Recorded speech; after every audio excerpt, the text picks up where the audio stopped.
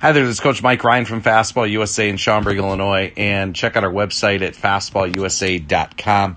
Here today we're going to be talking about one of the common things I'm seeing with youth players that is an issue in terms of their arm action, and it's simply in relation mainly to sequencing, which also leads to some other issues. And when I say sequencing, is we're going to use Aroldis Chapman as a guide here at the bottom. And you're going to notice as he starts to move forward, here, and he's getting ready to throw the ball in a sense, you're going to notice that his throwing arm is not up in the position that, most people kind of visualize the arm being up at. And so when I take this forward, you see his arm eventually comes up here. So when I talk about sequencing, what we typically see with youth players, and we're seeing this with a lot of youth players, is their arm will come up into this position way too early, meaning they're out of sequence in a sense of where their arm comes up way before their front foot hits the ground and really way before the body is actually ready to throw the ball. So if I take this back, and we know every pitcher has their own unique little arm action, but you're going to notice that when Chapman's ready to throw the ball, which is getting close to being right here, his hips start to turn, which then the arm starts to come up. So I'm going to take that back. So the arm does not come up, or the hand does not come up until the hips start to turn. The hips turning is when the arm starts working its way up into this position. And this position is really kind of maybe overcoached or overemphasized position, because what a lot of young players do is they just kind of make the goal to get the arm up and not in consideration of where the body's at that point in time. So once again, we'll see arm up way before the front foot hits the ground, and this also causes some other issues. So I'm going to point out at that point is not only is it when the hips are turning, but you'll notice it's almost perfectly timed up with the front foot hitting the ground. So as the front foot hits ground, you'll notice the arm starts to come up, and it's almost perfectly timed up with that. So let's take a look at Syndergaard at the top, and you'll notice as he's moving forward, his hand is still down, or his arm is still on what we'll call the downside.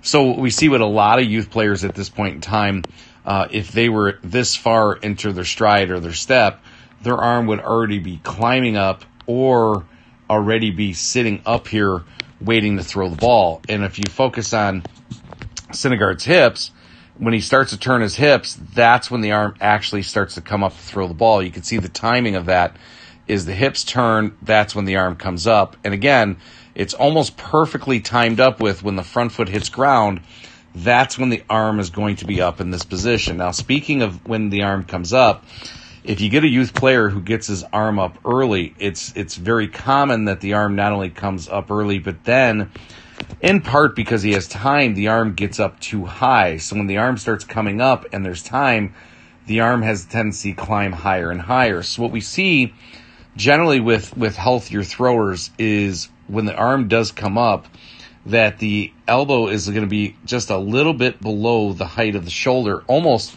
the shoulder height, but just a little bit below the height of the shoulder. That's one. And two, when the front foot hits the ground, we're going to notice that the hand or forearm is almost directly over the elbow at this point in time when it comes down. So the youth players that get their arm up really early have a tendency then to get their arm up higher, meaning that you're going to see a line that looks like this with their arm up and their arm up. Matter of fact, it's not uncommon to see a youth player with the ball way above the head and the elbow above the shoulder, which really starts to impinge the shoulder, and actually people usually will start complaining of shoulder fatigue or shoulder pain or shoulder soreness because the arm starts to get too elevated at that point in time. So again, if you look at Chapman when he's ready to throw at the bottom, when the hips start to turn, his arm starts to come up. When his foot lands, you'll notice that his elbow is actually a little bit below the line of his shoulders, and then you'll notice that his hand is directly above his elbow. That's well-timed and well-sequenced. So to the young guys, we explain it just like you're learning your ABCs. Things have to be in order of that, and most of what we see with youth baseball is in part because they haven't thrown a lot, in part because of the emphasis of instruction, is that the arm just comes up way before it's time to come up, or the hand comes up way before it's time. And you can see Syndergaard coming down as his front foot's landing, or another way to look at it is as the back hip is turning. When the back hip turns, that's the indication that we're now throwing the ball, and the hip turning, that's when the hand comes up. So the out-of-sequence guys will have their arm up in this position or even higher way before that front foot lands or way before their hips start to turn. Now, one of the things that we talk about in kind of trying to build this, because we think that getting the arm up in this position is an overemphasized teach often, is a lot of times we'll talk about going from, as we're moving forward, is taking the arm from this position to release point as quick as possible. So the arm going from here to release point. Now, that doesn't mean the arm isn't going to get into this position, but if we start looking at it like a position, that alone, or a destination is another way to look at it, that alone could start kind of screwing youth players up. We want to feel like they're moving from here to there as fast as possible, and this is where arm speed would come into play. If you ask, even most Little League coaches, they're going to tell you, yeah, we want to release the ball out in front. Well, what ends up happening when guys start to elevate their arm early, the arm has a tendency to slow down, have a delay, or even a little bit of a hitch, and it makes it harder for them to release the ball out in front. So in a sense, when it's go time, we want to take that arm from kind of where you see Chapman is here, and then get it out front as quickly as possible, creating that kind of arm speed. So once again, the one thing to watch for with youth players, and the thing that they're kind of messing up pretty often, is how early the arm or the hand comes up. Make sure they're going from here to release point as quickly as possible. As soon as the back hip starts to turn, that arm should be going. So that's when the arm will come up and then come through. But again, we don't want to make the arm up as a destination. We want to feel like we're going from here to release point as quickly as possible.